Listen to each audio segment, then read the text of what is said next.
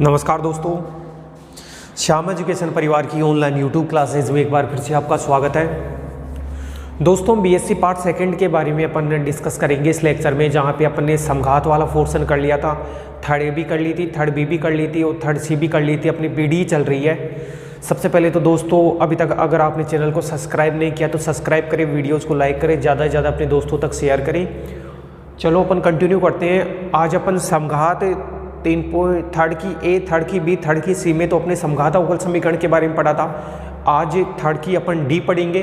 उसका सबसे पहले मेथड पढ़ेंगे, कैसे उसका सीएफ निकाला जाता है। असमघात जो अपनी पीडी होती है वो क्या होता है, कैसे उसका सीएफ निकाला जाता है, कैसे पीआई निकाला जाता है। तो पहले तो सारे मेथड्स के बारे में अपन डिस्कस करेंगे, फिर एग्जाम्पल्स के थ्रू चलते हुए अपन अनसोल्व क्वेश्चन भी करेंगे। तो करते हैं दोस्तों अपन।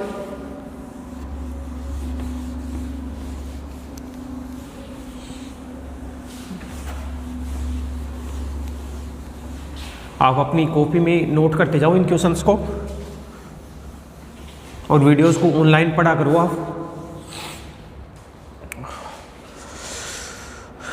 तो सबसे पहले तो मैं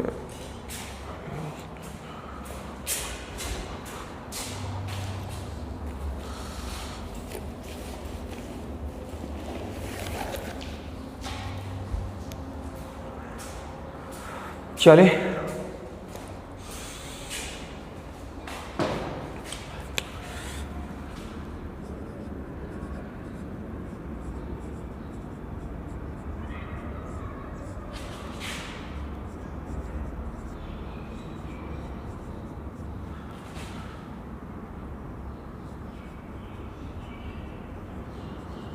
असमघात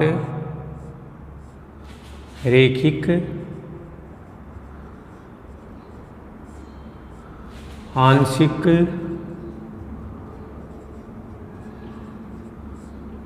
अवकल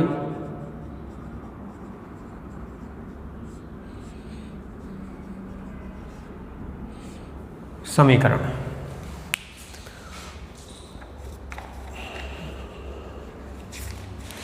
चलो आप हेडिंग लिख लो, असमघात रेखिक आंशिक अवकल समीकरण।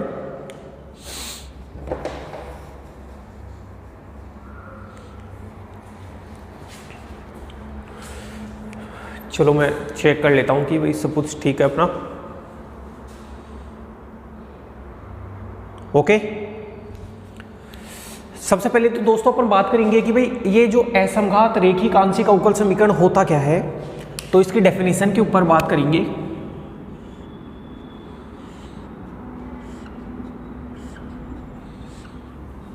सबसे जो पहला टॉपिक होगा वो होगा इसकी परिभाषा।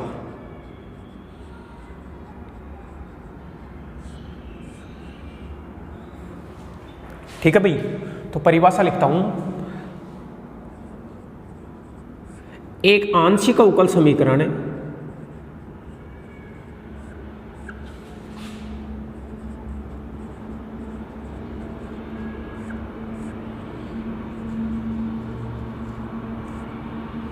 एक आंशिक अवकल समीकरण है। और आंशिक अवकल समीकरण कैसे होते थे? F D D dash z बराबर some function of f x y, यही होते थे ना। ये तो कोई डी ओ डी डैश का फंक्शन होता था, ये कोई एक्स वाई का फंक्शन, और यहाँ पे जेड होता वो डिपेंडेंट वेरिएबल होता था जिसकी वैल्यू निकाली जाती थी। तो एक आंशिक अवकल समीकरण है f D D dash z बराबर एफ एक्स वाई।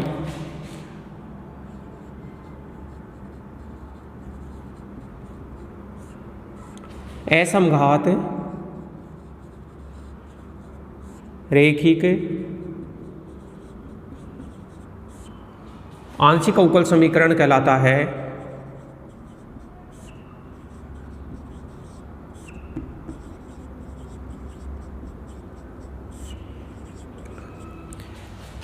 एक आंशिक अवकल समीकरण F D D dash z बराबर एफ एक्स वाई असमघात रेखिक आंशिक अवकल समीकरण कहलाता है यदि एफ डी डी डैश एक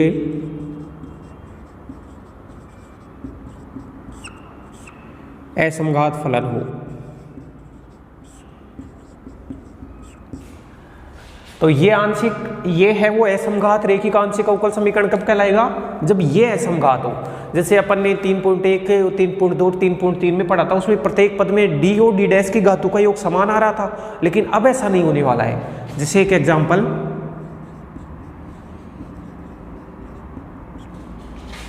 जैसे मैंने ये लिख दिया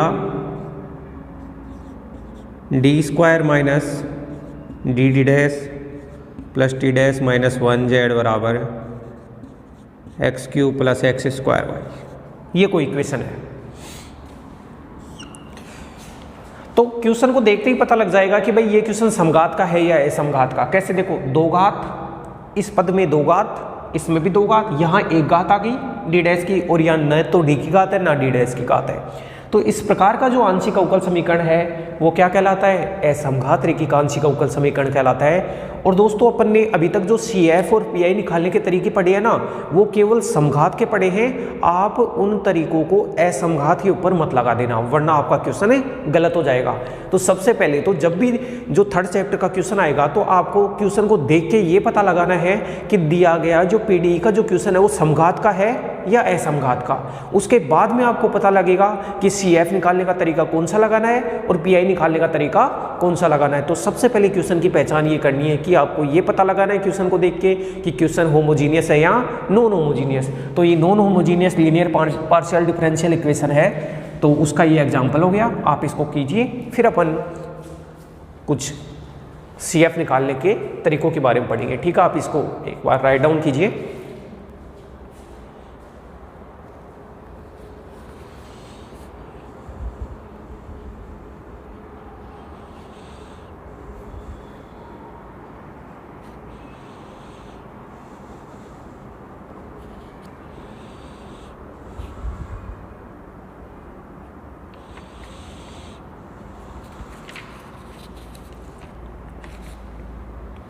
ओके, चले आगे।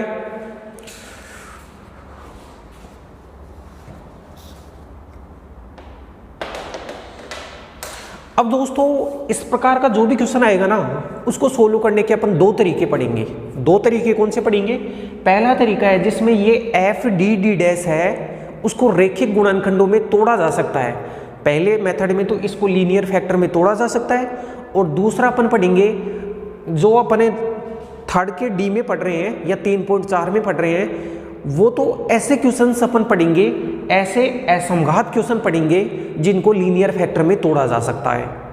और फिर 3.5 या थर्ड E में अपन ऐसे डिफरेंशियल इक्वेशन पढ़ेंगे, ऐसे non homogeneous linear differential equation पढ़ेंगे जिनको लीनियर फैक्टर में तोड़ा नहीं जा सकता। तो कुल मिला के ये अपना जो फंक्शन है डी ओ डी डैश का जो फंक्शन है FDD डैश, इसको लीनियर फैक्टर में तोड़ने के आधार पे ये जो असमघात रेखिक आंशिक अवकल समीकरण है ये भी दो प्रकार के होते हैं। एक में तो जिसको लीनियर फैक्टर में तोड़ा जा सकता है, और दूसरा जिसमें लीनियर फैक्टर में नहीं तोड़ा जा सकता है। तो थर्ड D में तो अपन ऐसे असमघात रेखिक आंशिक अवकल समीकरण पढ़ेंगे जिनको लीनियर फैक्टर में तोड़ा जा सकता है, और थर्ड E में अपन ऐसे असमघात रेखिक आंशिक अवकल समीकरण पढ़ेंगे जिनको लीनियर फैक्टर में नहीं तोड़ा जा सकता है। तो सबसे पहले तो आप एक परिभाषा देख लो, इसके आगे अपन पढ़ते हैं 18 में।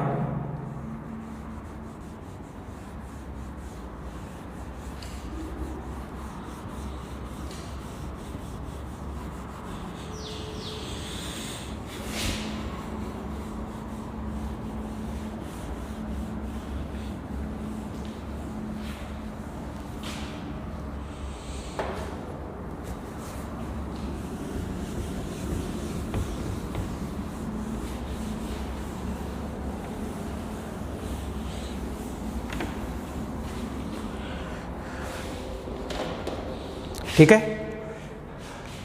तो टॉपिक डाल देता हूं मैं यहां पे।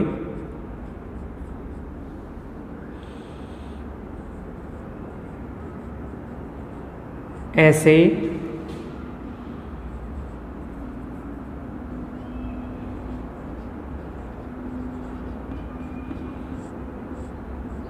असमघात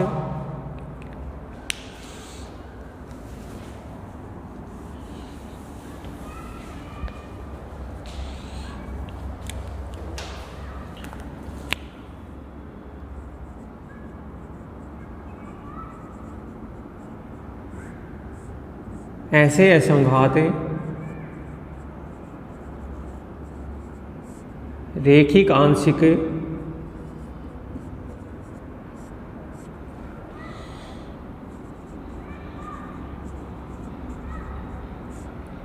अवकल समीकरण, ऐसे असंघात रेखिक आंशिक अवकल समीकरण जिनमें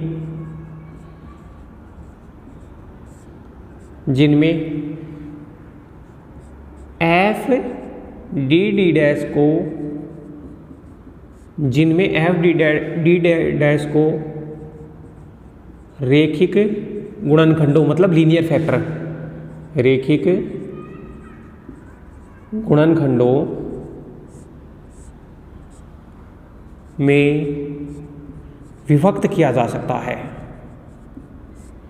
विभक्त किया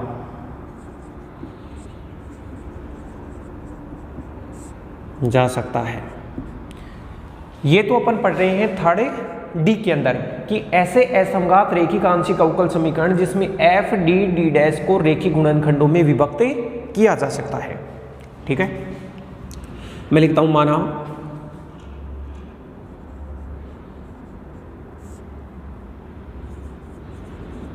एक रेखिक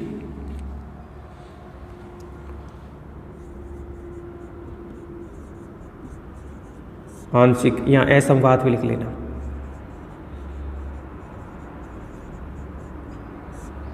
माना एक असंघात रेखिक आंशिक अवकल समीकरण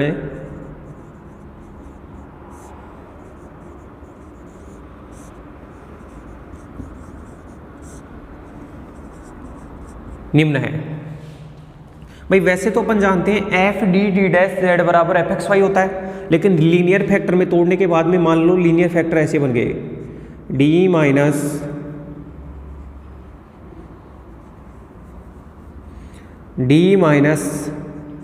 M one D dash minus alpha one.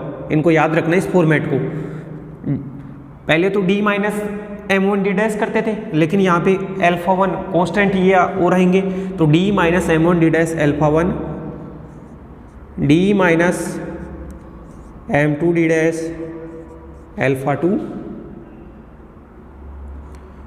D minus m n D dash minus alpha n, और ये बन गया जेड बराबर एफ एक्स वाई, इक्वेशन 1।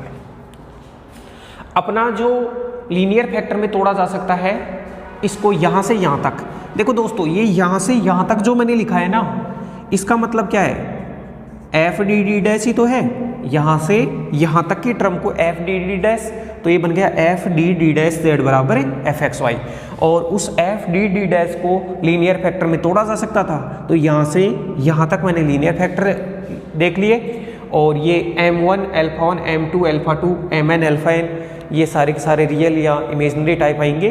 तो सबसे पहले तो मैं इसको हटा देता हूँ। तो जो भी अपने को डिफरेंशियल इक्वेशन दिया जाएगा, जो भी अपने को non homogeneous linear partial differential equation दिया जाएगा, वो या तो इस फॉर्मेट का दिया जाएगा या इस फॉर्मेट का नहीं दिया जाता, तो आपको इस फॉर्मेट में कन्वर्ट करना है।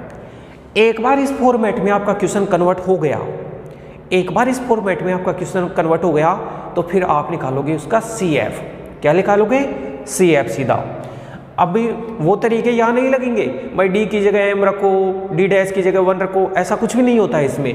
मैंने पहले बता दिया था कि अपने समघात वाले जो पार्शियल डिफरेंशियल इक्वेशन थे उनको सोल्व करने के तरीके अलग थे, असमघात के जो हैं उनको सोल्व करने के तरीके अलग हैं। समघात में D की जगह M और D डैश की जगह 1 वगैरह किया जाता था, लेकिन असमघात में ऐसा कुछ भी नहीं लिखना है आपको कि D की जगह M करो, D डैश की जगह 1 करो, ऐसा कुछ भी नहीं होता है। अपन डायरेक्ट उसका CF लिखेंगे, ठीक है। आपको जो भी अपना क्वेश्चन बनेगा उसको इस फॉर्मेट में लिखना है। इस फॉर्मेट को याद करो, D minus M1 D dash minus alpha 1। यहाँ से यहाँ तक के फॉर्मेट को याद कर लो, D माइनस सम कॉन्स्टेंट, ऐसे याद कर लो, D minus some constant D dash minus some constant.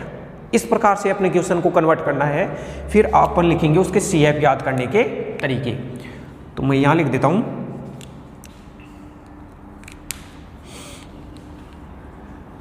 methods to find complementary function।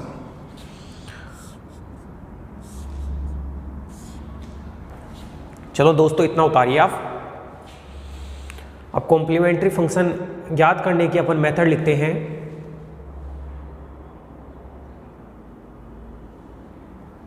करें स्टार्ट।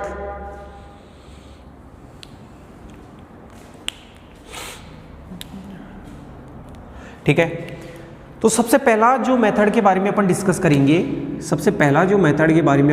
करेंगे, वो ये लिखेंगे कि दोस्तों ये जो देखो, जैसे पहला लीनियर फैक्टर हो गया, दूसरा लीनियर फैक्टर हो गया, nवां लीनियर फैक्टर हो गया। पहला तो ये है कि मान लो कि इन लीनियर फैक्टर्स की रिपीटेशन नहीं हो रही है, कोई भी लीनियर फैक्टर रिपीट नहीं कर रहा है, या लीनियर फैक्टर की पुनरावृत्ति नहीं हो रही है। अपन दो मेथड पढ़ेंगे, एक में तो पुनरावृत्ति हो रही है और दूसरे में रिपीटेशन या पुनरावृत्ति नहीं हो रही है। देखना,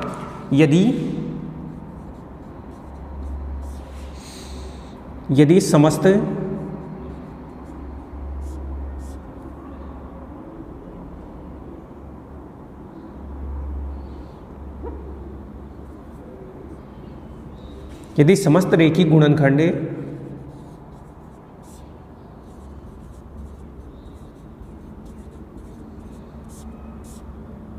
अलग अलग है,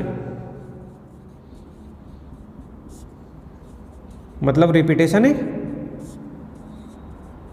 नहीं हो रहा है, यदि समस्त रेखीय गुणनखंड अलग अलग है, देन कॉम्प्लीमेंट्री फंक्शन। अब देखो, मान लो कि भाई ये सारे के सारे जो पहला लीनियर फैक्टर, दूसरा लीनियर फैक्टर, तीसरा लीनियर फैक्टर, ये सारे के सारे लीनियर फैक्टर है वो अलग अलग है, तो कॉम्प्लीमेंट्री फंक्शन देखो क्या बनेगा। अब सुनना, देखो लिखने का तरीका। पहला लीनियर फैक्टर है ये माइनस अल्फा 1 है ना, इसके ऊपर फोकस करो। आपको लिखना है e की पावर अल्फा 1x। क्या लिखना है? e की पावर अल्फा 1x। और e की पावर अल्फा 1x है दोस्तों, उसके साथ में अपने को लिखना है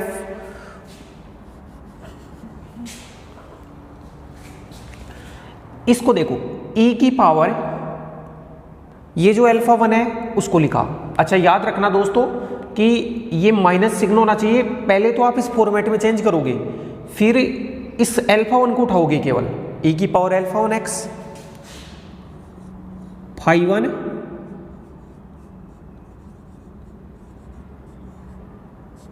y प्लस m1x, ये पूरा का पूरा इस वाले के लिए लिखा गया है। देखो दोस्तों, पहले इतना होता था केवल अपना d minus m1 d dash, उसके लिए अपन ऐसे लिख देते थे फाई 1 y प्लस m1x से लिख देते थे, लेकिन अब की बार माइनस का अल्फा 1 टर्म एक्स्ट्रा आ गई, तो उसके लिए लिखेंगे e की पावर अल्फा 1 इंटू एक्स। अब दूसरे फैक्टर के लिए e की power alpha 2x phi 2 y plus m2x। ऐसे ही चलते जाओ। ये जो लास्ट वाला फैक्टर है उसमें कोस्टेंट अल्फा n है, तो e की power alpha n x phi n y plus mn x। भाई ये mn है तो mn x, ये m1 है तो y प्लस m1x, m2 के लिए m2x, mn के लिए mn x। यहाँ अल्फा 1 है तो e की पावर अल्फा 1x, इसके लिए अल्फा 2x और इसके लिए अल्फा nx। ये तो पहला तरीका हो गया अपना CF निकालने का, जिसके अंदर ये हुआ कि ये सारे के सारे जो लीनियर फैक्टर हैं वो अलग अलग हैं, किसी का भी रिपीटेशन नहीं हो रहा, तो अपने को इस प्रकार से अपना CF निकालना है। अब दोस्तों अपन सेकंड मेथड पढ़ेंगे, जिसमें क्या कि ये लीनियर फैक्टर रिपीट कर रहे हैं, तो फिर उसका CF किस प्रकार से लिखेंगे आप इतना कीजिए।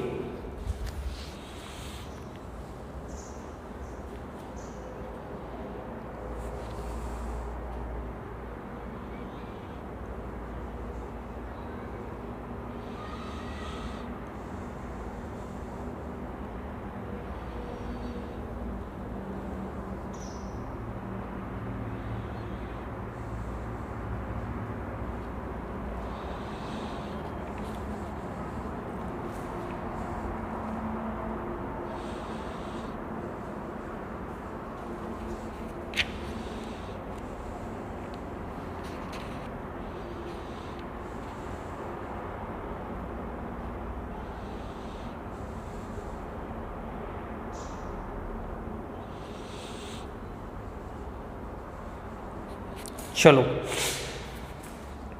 ये तो था कि जब अपने लीनियर फैक्टर क्या है, रिपीट नहीं कर रहे हैं, तो अपने को इस प्रकार से लिखना है। दूसरा तरीका, दूसरा मेथड, यदि लीनियर फैक्टर मतलब रेखिक गुणनखंड, रेखिक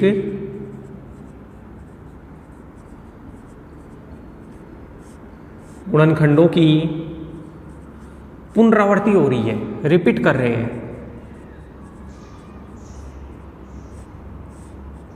यदि रेखीय गुणनखंडों की पुनरावृत्ति हो रही है, अर्थात जो गिवन इक्वेशन है वो ऐसा है, मान लो, देखो गिवन इक्वेशन क्या होगा, मैं ऐसे लिख दूं d माइनस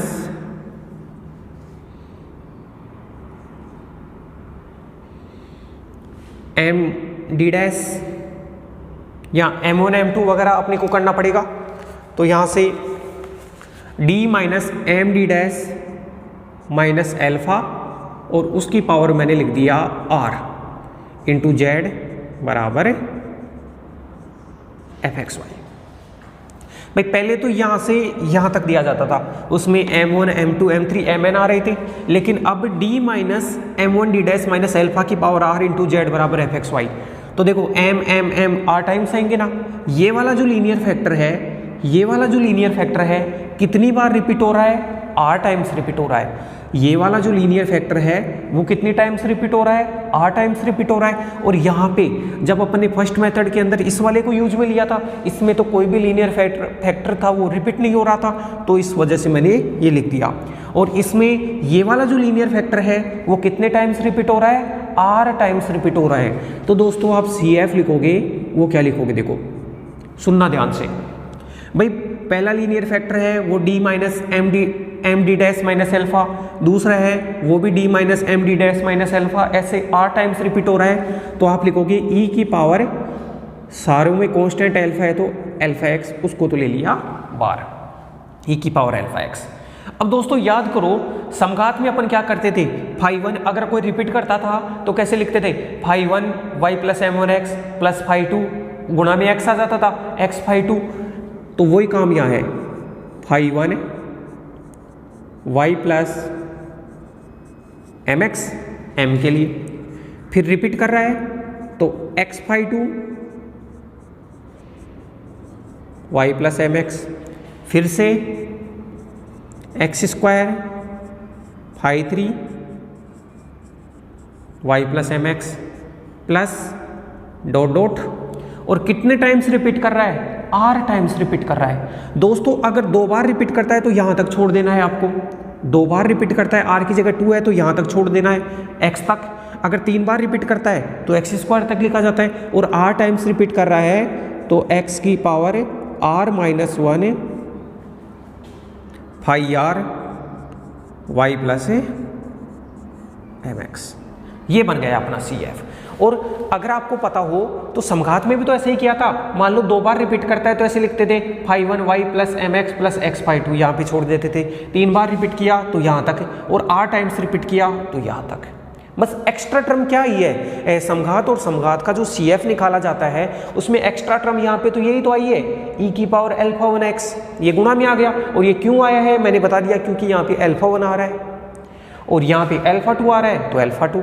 अब प्रत्येक में यहाँ पे d minus m D dash minus alpha, इसमें भी अल्फा, अगले में भी अल्फा, तो सबका e की पावर अल्फा एक्स को बार कॉमन ले लिया और इनको ब्रैकेट के अंदर लिख दिया।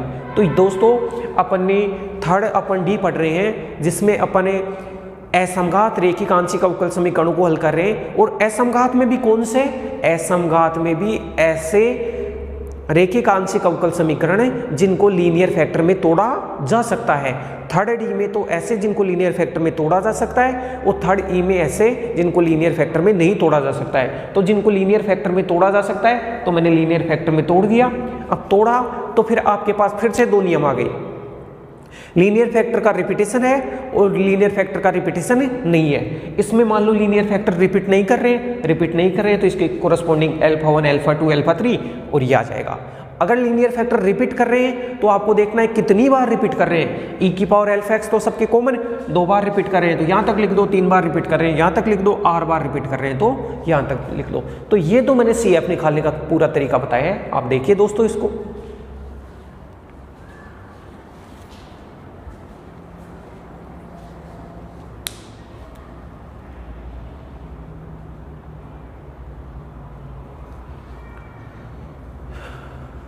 चले आगे। अब मैं ये CF निकालने का तरीका था, अब PI निकालने का तरीका सिखाऊंगा दोस्तों आपको।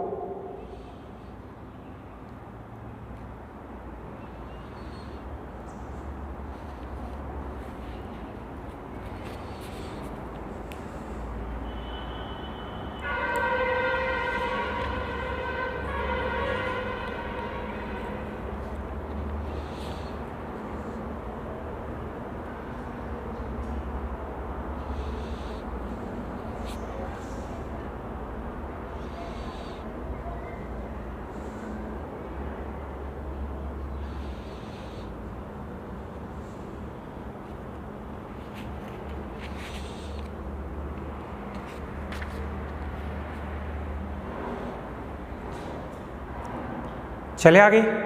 ओके, ये तो CF निकालने के तरीके हो गए। ठीक है, CF निकालने का 2 तरीका हो गया। अब दोस्तों PI निकालने के तरीके के बारे में अगर अपन डिस्कस करें तो PI निकालने के तरीके, जो असमघात के PI निकालने के तरीके हैं वो ठीक वैसे ही हैं जैसे अपन ने ODE पढ़ी थी ना। ODE के अंदर जो 3rd चैप्टर पढ़ा था, 3rd चैप्टर में PI निकालने के जो तरीके थे वो यहाँ पे PI निकालने के तरीके हैं। तो एक बार मैं बता देता हूँ आपको, कुछ उसी प्रकार के हैं, वैसे तो नहीं है डिट्टो तो, लेकिन कुछ उसी प्रकार के सिमिलरिटी है उसमें और इसमें थोड़ी बहुत। तो जिस प्रकार के बनते हैं उन सबको मैं लिख के एक बार आपके सामने पेश कर देता हूँ। तो PI निकालने के 4-5 तरीके लिखा देता हूँ, उसके बाद में अपन जो क्वेश्चंस करेंगे उन क्वेश्चंस के माध्यम से सीखते जाएंगे जो जो अपने नए तरीके आएंगे। चलो इसको तो मैं हटा देता हूँ।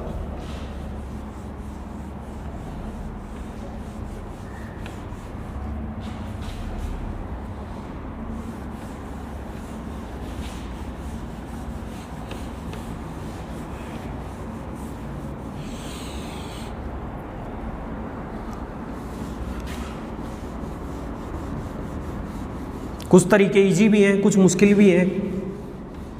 जिनमें पोलिनोमियल बन जाता है वो मुश्किल होते हैं।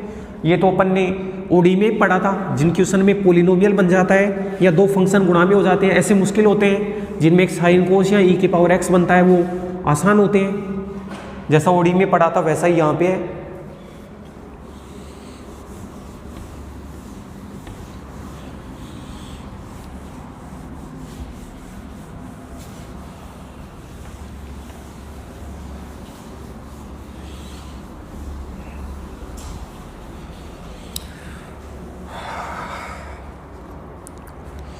तो सबसे पहले तो हेडिंग लिखता हूं।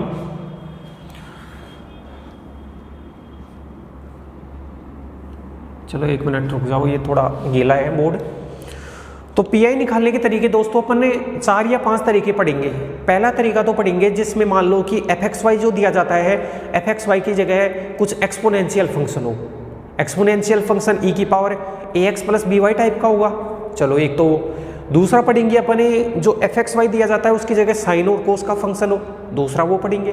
तीसरा अपन क्या पढ़ेंगे, जो fxy दिया जाता है उसकी जगह कुछ पोलिनोमियल हो।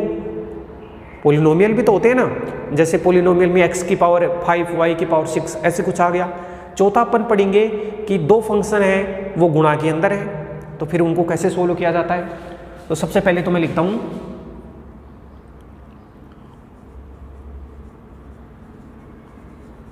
असमघात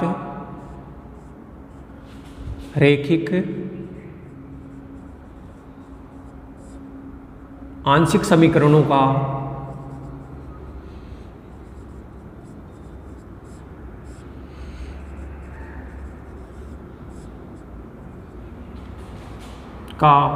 विशिष्ट समाकल।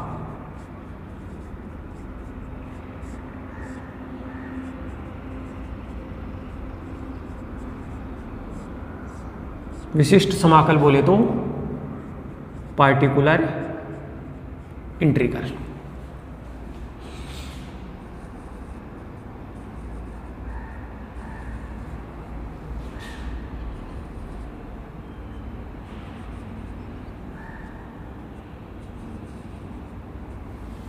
ओके फ्रेंड्स, अब इसमें 4 या 5 मेथड हैं, 1 बाय 1 अपन एक एक मेथड के बारे में डिस्कस करेंगे। देखना, सबसे पहले लिखते हैं अपन मेथड फर्स्ट, या रेड पेन का यूज करें। मेथड फर्स्ट,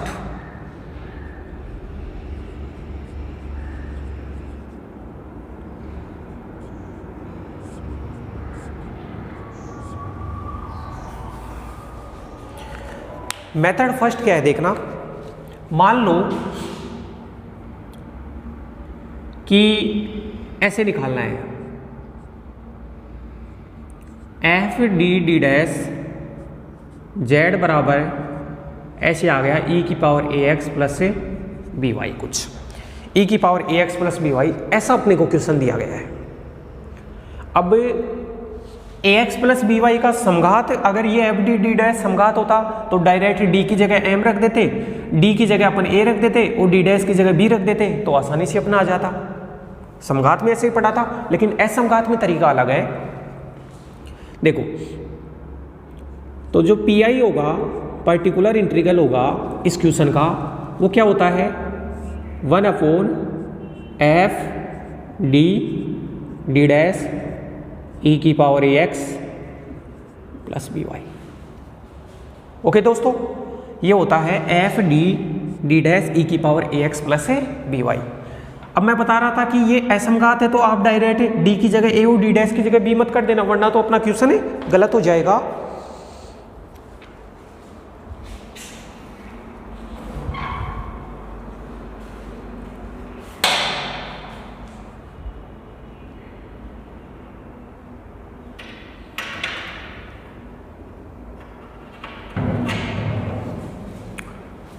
अच्छा, दिखाई दे रहा होगा आपको, चले।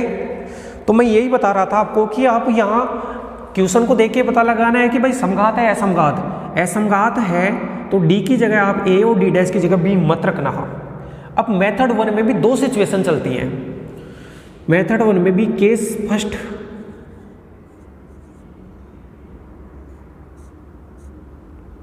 Case number first. Case first क्या है कि मान लो आपने डी की जगह ए और डी डैश की जगह बी रखा। मान लो आपने डी की जगह तो ए और डी डैश की जगह बी रखा, और बी रखने के बाद में मान लो अपना क्या हो गया, नॉन जीरो हो गया। आपने डी की जगह तो ए रखा और डी डैश की जगह बी रखा, और बी रखने के, देखो आप समघात के पीआई निकालने के तरीके और असमघात के पीआई निकालने के तरीकों को मिक्स मत कर देना, दोनों अलग अलग हैं। ठीक है, सबसे पहले आपने डी की जगह ए रखा, डी डैश की जगह बी रखा और नॉन जीरो आया, देन अब देखना 1/f D D dash e की power a x plus b y, इसका जो मान होता है वो सीधा कितना होता है, f नॉन जीरो बना, डी की जगह ए, डी डैश की जगह बी, और इसको ऐसे कैसे, सीधा का सीधा।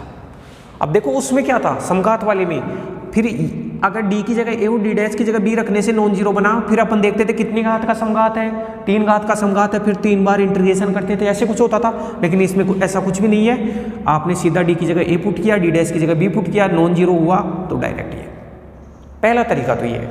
तो ये तो केस फर्स्ट। और केस सेकंड की बात करिए अपन,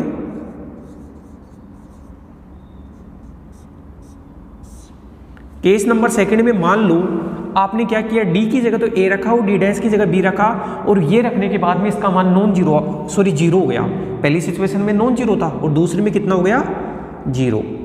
मतलब एफ ए बी बराबर जीरो हो गया। एफ ए बी बराबर जीरो हो गया, देन अब देखना इसका मान क्या होगा, 1/f D D dash e की power a x plus b y, इसका जो मान होगा, अब आप डी की जगह ए और डी डैश की जगह बी तो रख नहीं सकते क्योंकि ये 0 बन गया।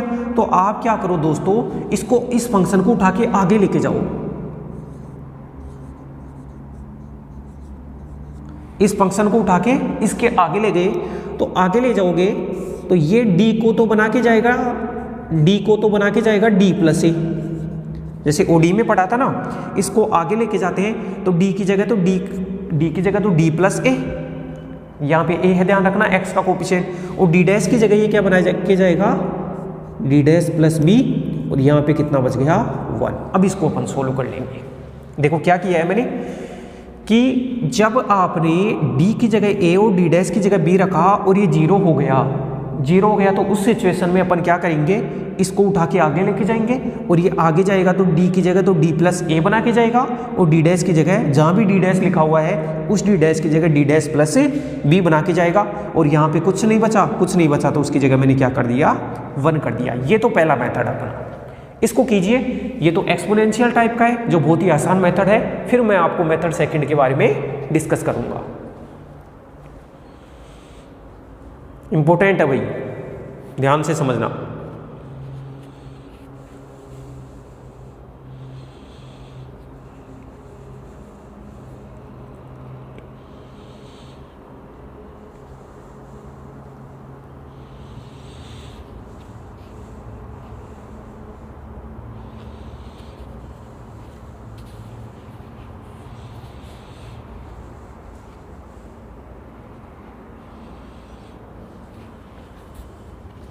ओके, सेकंड मेथड देखना, सेकंड में साइन कोस वाला है। हटा दूं मैं आपको इसको, आपकी परमिशन हो तो।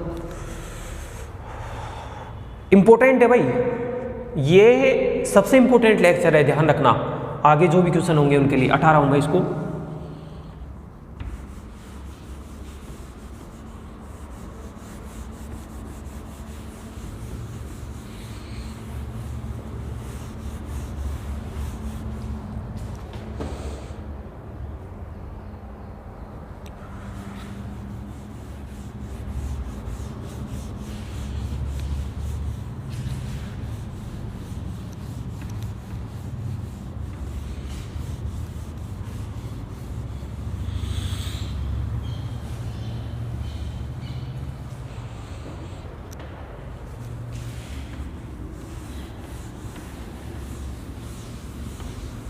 ये कपड़ा भी ऐसा है, ये अवशोषित नहीं करता है, पानी को फैलाता है, थोड़ा ये बॉडी खराब है। मेथड नंबर 2,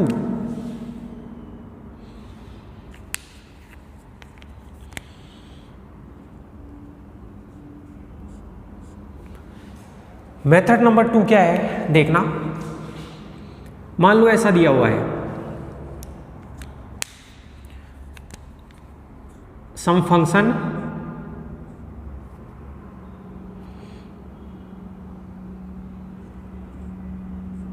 और डी डी डैश होता है ना, उसकी जगह मान लो क्वेश्चन में ऐसे है भाई, डी स्क्वायर भी बन रहा है, क्वेश्चन में डी स्क्वायर की टर्म भी है,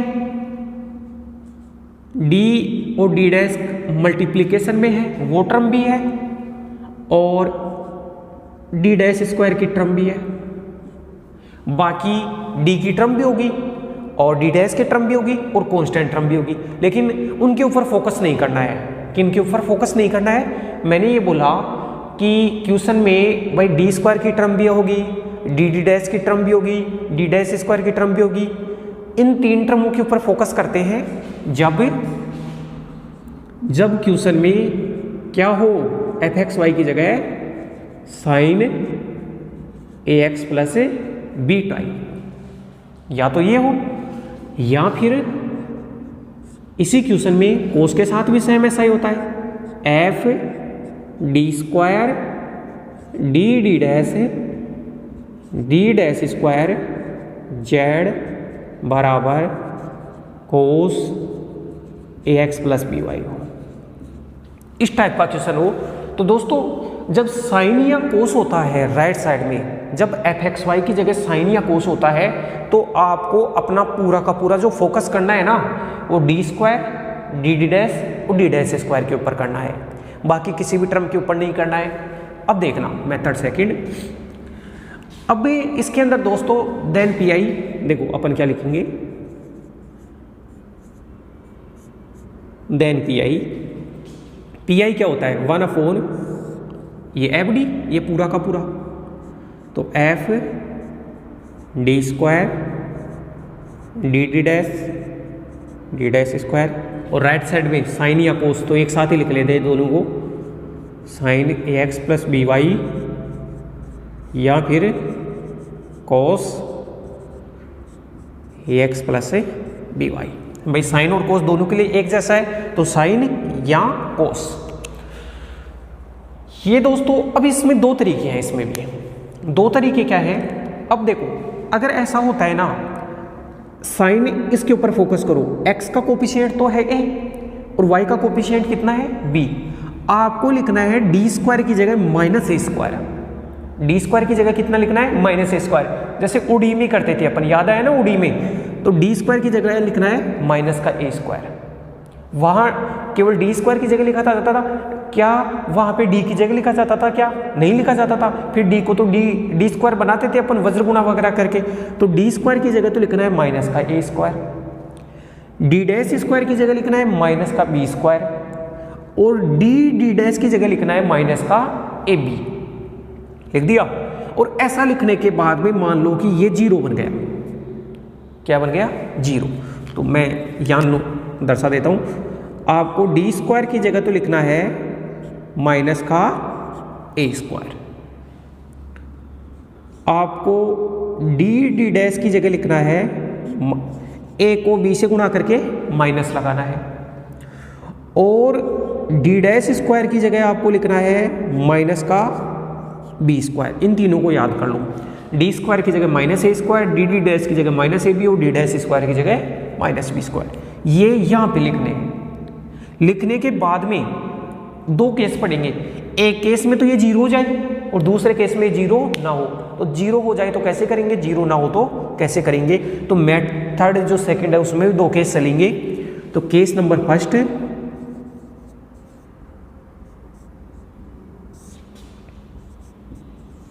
इफ मान लो ये सारा का सारा आपने यहां रखा और ये नॉन जीरो बन गया।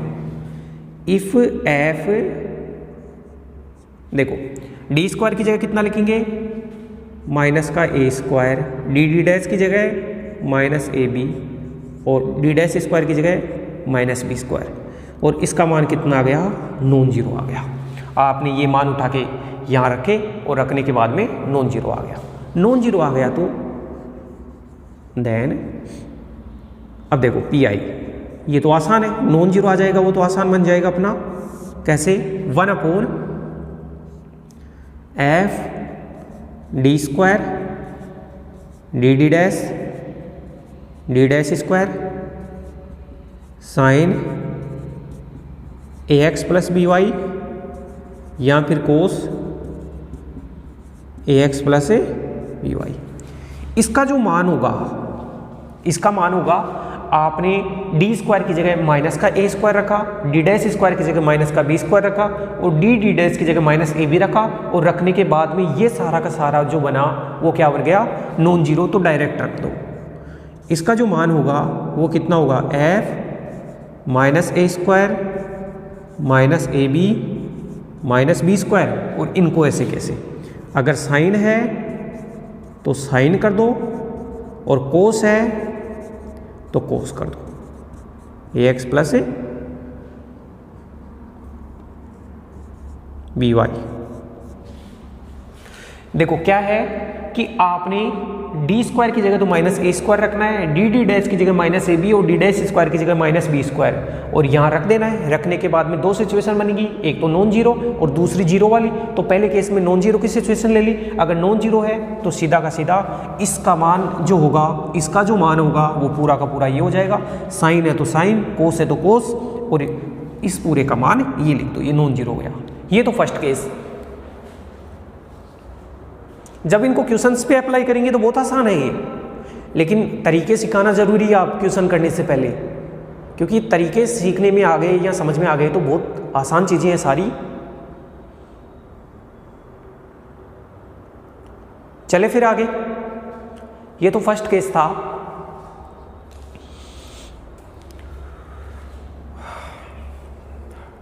तो कुल मिला के दोस्तों मेरे को ये पता चला कि जब साइन या कोस होता है, साइन या कोस होता है तो अपना सारा का सारा फोकस करते हैं वो किसके ऊपर करते हैं, डी स्क्वायर के ऊपर, डी डैश के ऊपर और डी डैश स्क्वायर, इनके ऊपर फोकस करते हैं।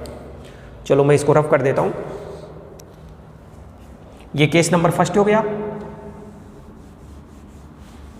इसी का केस नंबर सेकंड अपन पढ़ेंगे अब।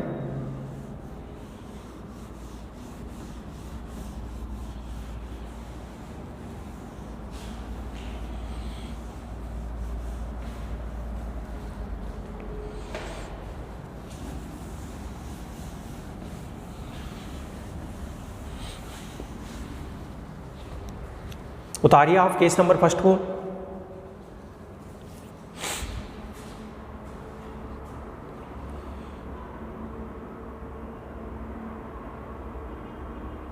चले केस नंबर सेकंड।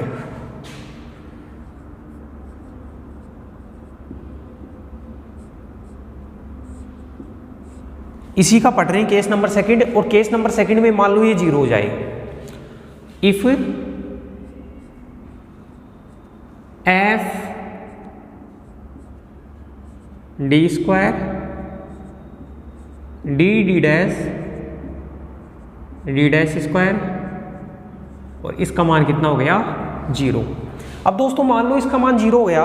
अच्छा सॉरी, थोड़ा सा इसमें इसका मान 0 थोड़ा ना होता है, इसमें ए स्क्वायर वगैरह रखने के बाद में होता है मान 0।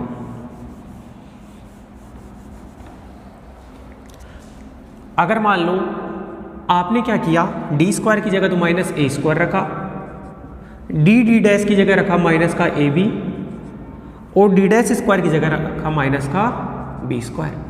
और ये रखने के बाद में मान लो इसका मान कितना हो गया, 0 हो गया। अब 0 हो गया तो आप डायरेक्ट इसकी जगह ये तो लिख नहीं सकते क्योंकि ये नीचे 0 बन गया, तो फिर ये अपरिभाषित हो जाएगा। देन अब देखो 1/f D square D dash square और sine ax plus b y, एक तो ये है। दूसरा क्या है, 1/f D square D dash square और cos ax plus b y. अब देखो याद करो वहां का तरीका, जब 0 होता था तो देखो कुल मिला के अपने को ये करना है कि 0 हो रहा है तो यहां लिखूंगा साइन। साइन में तो बनता है इमेजिनरी पार्ट, और इमेजिनरी पार्ट बताओ किसका, e की power iota ax plus b y. इसके इमेजिनरी पार्ट को दोस्तों अपने को सोल्व करना है। अगर ऐसा होता है साइन बन रहा है तो इमेजिनरी पार्ट e की power iota ax plus b y, ये y है भाई, x प्लस बी वाई।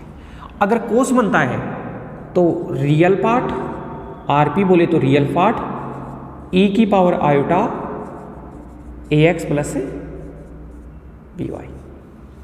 ठीक है, क्योंकि अपन जानते हैं जैसे e की पावर आयोटा थीटा होता है वो होता है cos theta plus iota sine theta. Cos theta को तो बोला जाता है रियल पार्ट, साइन थीटा को बोला जाता है इमेजिनरी पार्ट। तो जब मान 0 हो जाए और साइन लिखा हुआ हो तो साइन लिखा हुआ तो इमेजिनरी पार्ट की वैल्यू निकालनी है। और किसके इमेजिनरी पार्ट की वैल्यू निकालनी है, e की power iota ax plus b y, क्योंकि इसका इमेजिनरी पार्ट ये होता है। ठीक है, अगर कोस लिखा हुआ है तो इसके रियल पार्ट की वैल्यू निकालनी है। आप इसको कीजिए दोस्तों, ये अपना केस नंबर सेकंड है।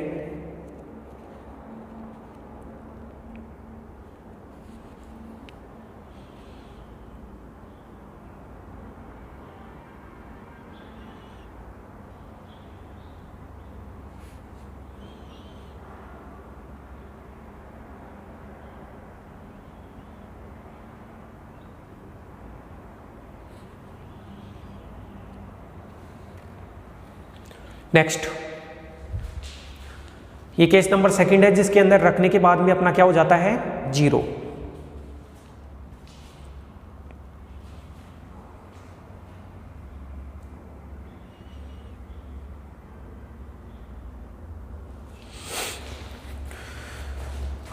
तीसरा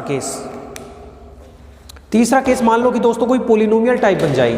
पोलिनोमियल कैसे, इसको हटा रहा हूं मैं। ये तो पहला केस में तो e की पावर एक्सपोनेंशियल का था, दूसरा साइन कोस का था, अब तीसरा है कोई पोलिनोमियल का केस।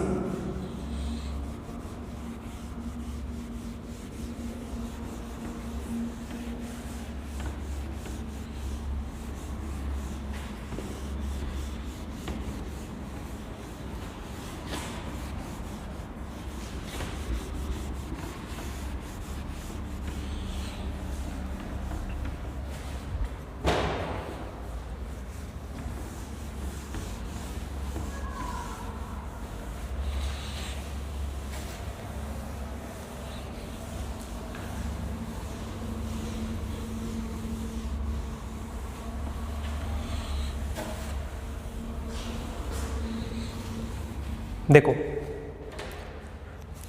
केस नंबर थर्ड या फिर मेथड थर्ड, दो मेथड पढ़ लिए। मेथड थर्ड, मेथड थर्ड क्या है दोस्तों, मान लो ऐसा है question, F D D dash z बराबर कोई पोलिनोमियल है एक्स की पावर एम और वाई की पावर एन। क्योंकि अपने को पता है एक्स और वाई में आएगा जो भी पोलिनोमियल होगा, या एफ एक्स वाई की जगह अपने को दिया है एक्स की पावर एम वाई की पावर एन। देन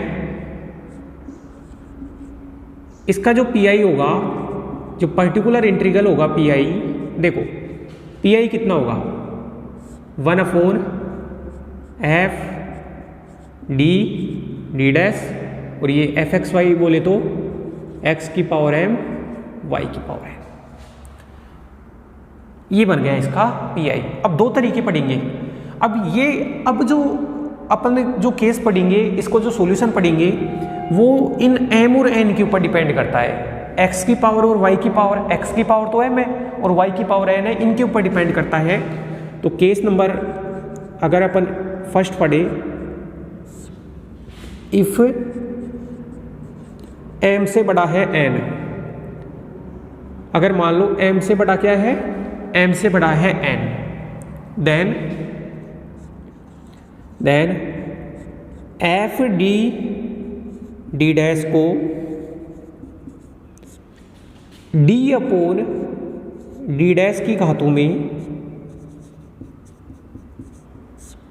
में प्रसार करके हल करेंगे, प्रसार करके हल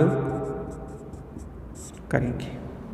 इसका मतलब क्या निकला, अगर मान लो कि x की घात तो कम है और y की घात ज्यादा है, तो d अपॉन डी डैश बताओ कब बनेगा, जब d डैश को आप कॉमन लोगे।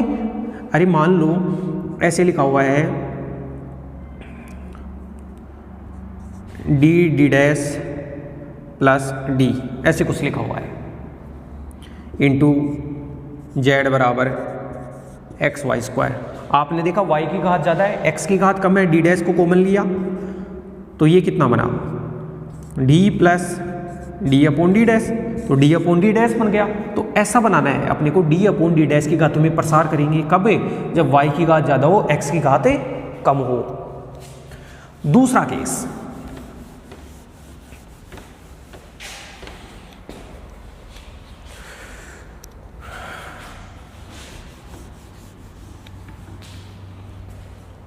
दूसरा केस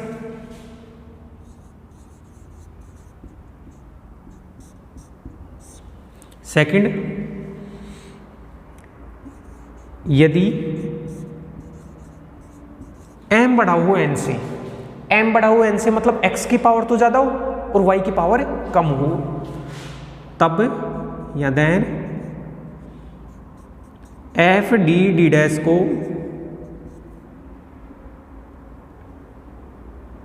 तब एफ डी डी डैश को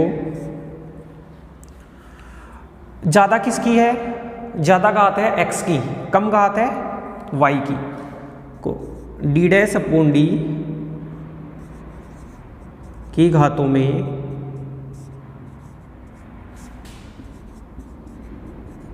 प्रसार करेंगे।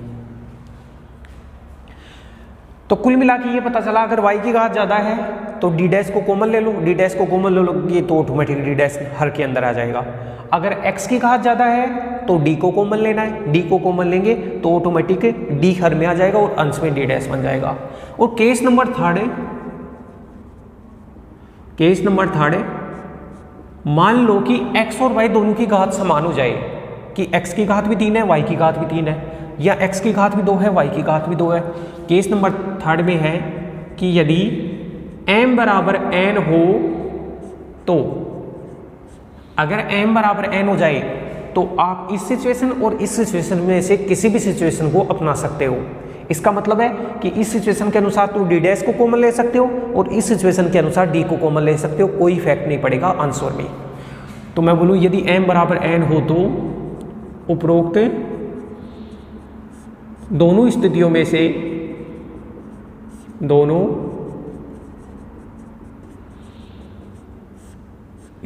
से किसी से भी PI ज्ञात किया जा सकता है। देखो दोबारा समझा देता हूं मैं, अगर y की घात ज्यादा है तो d अपॉन d डैश बनाना है, मतलब है d डैश को कॉमन लेना है। अगर x की घात ज्यादा है तो d को कॉमन लेना है। अगर घाती बराबर है तो दोनों में से अपन किसी भी सिचुएशन से क्वेश्चन को सोल्व करेंगे। दोस्तों इसको उतारिए, ये अपना मेथड नंबर 3 है जिसमें fxy की जगह क्या दिया हुआ है, कोई भी पोलिनोमियल दिया हुआ है x और y में।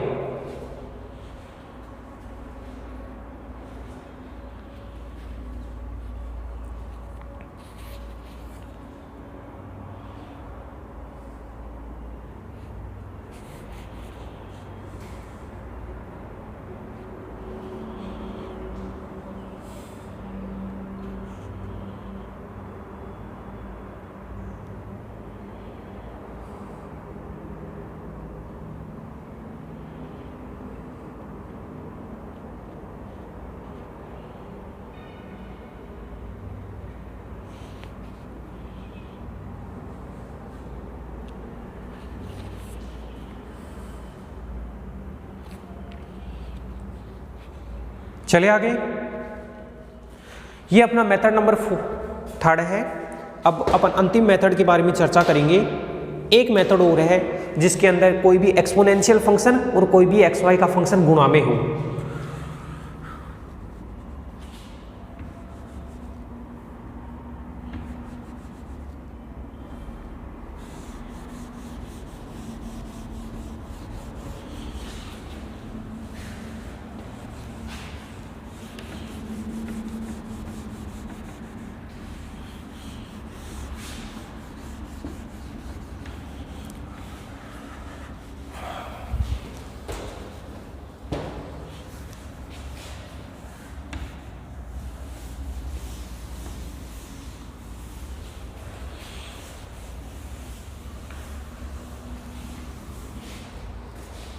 देखो दोस्तों, मेथड नंबर 4 की बात करें अपन, मेथड नंबर 4 की बात करें तो मेथड नंबर 4 ये कहता है कि एफ डी डी डैश यहाँ पे e की power ax plus b y, e की power ax plus b y into v हो, e की power ax plus b y into v हो। और बताओ v क्या है?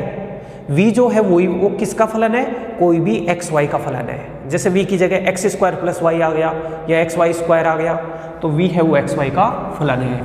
हियर जो v है वो ऐसे मान लो कि क्या है, f x y, x y का फलन है। तो बताओ पी आई क्या लिखोगे आप? पी आई बराबर लिखोगे e की power a x plus b y into v, ऐसे ही तो लिखोगे। अगर राइट साइड में e की power a x plus b y into v दिया हुआ तो ये लिख दोगे। अब इसका तो केवल एक ही तरीका है दोस्तों सोल्व करने का। क्या तरीका है? जो अभी अपन ने उसके अंदर पढ़ा था ना, जो फर्स्ट केस में e की पावर ए एक्स वाले में, आप इसको आगे लेके जाओ, आगे लेके जाओगे तो ये बनेगा e की power a x plus b y. और पीछे जब ये आगे जाएगा तो बताओ d को क्या बना के जाएगा? डी को तो डी प्लस ए बना के जाएगा, और डी डैश को डी डैश प्लस बी बना के जाएगा, और पीछे क्या बच गया, पीछे वी बच गया, जो कोई भी पोलिनोमियल होगा तो उसको अपन अभी जो पिछला जो तरीका पढ़ा है ना, तरीका नंबर मेथड नंबर 3 उससे सोल्व करेंगे। इसके आगे क्या सिचुएशन है, e की power ax plus b y और v गुणा में हो, v कोई भी एक्स वाई का फलन है तो इसको आगे लेके जाते हैं तो ये d को d प्लस से और d डैश की जगह d डैश प्लस b बना के जाता है, और बाद में क्या है v, और ये v कोई भी पोलिनोमियल है तो इसको फिर अपन केस नंबर 3 से सोल्व करेंगे। इस प्रकार से आप इसको कीजिए।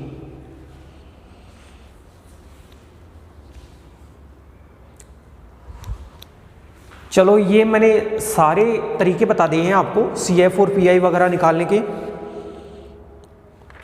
अब इसी के साथ में अपन इस लेक्चर को समाप्त कर रहे हैं। तो इस लेक्चर में अपन ने पढ़ा क्या, सबसे पहले तो ये पढ़ा कि भाई असमघात अपना रैखिक आंशिक अवकल समीकरण क्या होता है। फिर असमघात को भी दो तरीके, एक तो लीनियर फैक्टर में टूट सकता है, लीनियर फैक्टर में नहीं टूटेगा। तो अभी अपन पढ़ रहे हैं जिसको लीनियर फैक्टर में तोड़ा जा सकता है, वो 3rd D में पढ़ रहे हैं। फिर उसके अंदर अपने CF निकालने के तरीके, CF में कि लीनियर फैक्टर का रिपीटेशन होता है तो क्या होता है, रिपीटेशन नहीं होता है तो क्या होता है, वो पढ़ा।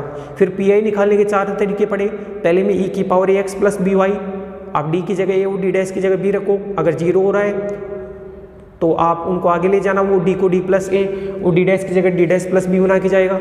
एक साइन कोस का पढ़ा जिसमें d स्क्वायर की जगह माइनस का a स्क्वायर, और d डैश की जगह माइनस का ab और d डैश स्क्वायर की जगह माइनस का b स्क्वायर रखा जाता है। और अगर वो 0 हो जाता है तो वो इमेजनरी पार्ट रियल पार्ट काम में लेते हैं। एक अपन ने पोलिनोमियल का पढ़ा कि अगर y की घातें ज़्यादा है तो d अपॉन डी डैश का प्रसार करो, x की घात ज़्यादा है तो d डैश अपॉन d का प्रसार करो, और x और y दोनों की घातें समान है तो कोई भी प्रसार कर सकते हैं। और एक तरीका ये है। इसी के साथ में अपन इस लेक्चर को समाप्त कर रहे हैं। आप वीडियोस को लाइक करो, चैनल को सब्सक्राइब करो, ज़्यादा से ज़्यादा अपने दोस्तों तक शेयर करो। ठीक है दोस्तों, धन्यवाद।